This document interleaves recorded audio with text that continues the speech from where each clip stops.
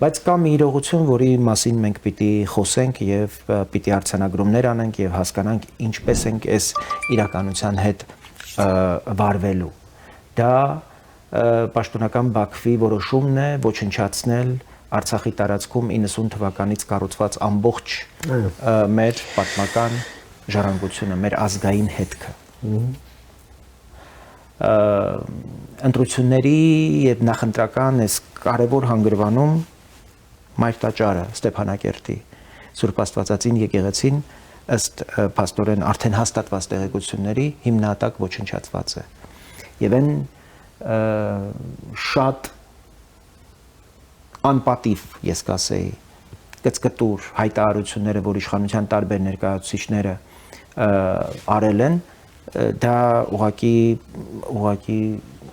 կարծում եմ պիտի սրբագրվի եւ ինչ որ կերպ պիտի լուծում գտնվի։ Եվ այս խոսակցությունները նաեւ այս փոխայցելությունները պիտի առիթ հանդիսանան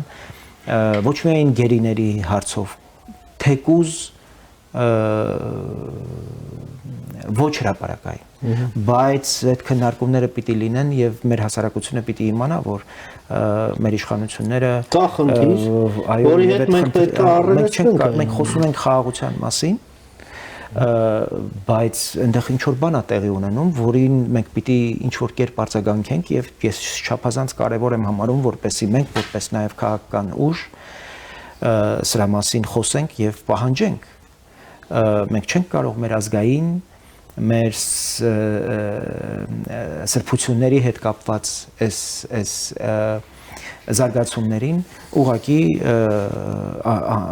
անուշադրության մատնել եւ ուղղակի ձևացնել, թե ոչինչ տեղի չի ունեցել։ Սա ուղեկցող չափազանց կարևոր ուրեմն առիթ է եւ իրադարձություններ են, որոնք որ պիտի մենք ունենանք սեղանին եւ դրանք պիտի ոչ թույլ տանք, որ ավելորդ ուռճացվի դրանց կարևորությունը, նշանակությունը, ոչ որևէ կերպ սասանի խաղաղության տրամաբանությունը գործընթացը, որտեղ հասկանում ենք, որ հակառակորդը նաեւ մեզ առիթներ է կարծես տալիս, որպեսզի մենք ներսից այս ցնցումների ենթարկվելով ուրեմն անենք անկանոն շարժումներ, որոնք կարող են ուղղակի լեգիտիմ արդարացնել իրենց կողմից տալ ինչ որ շարժերի։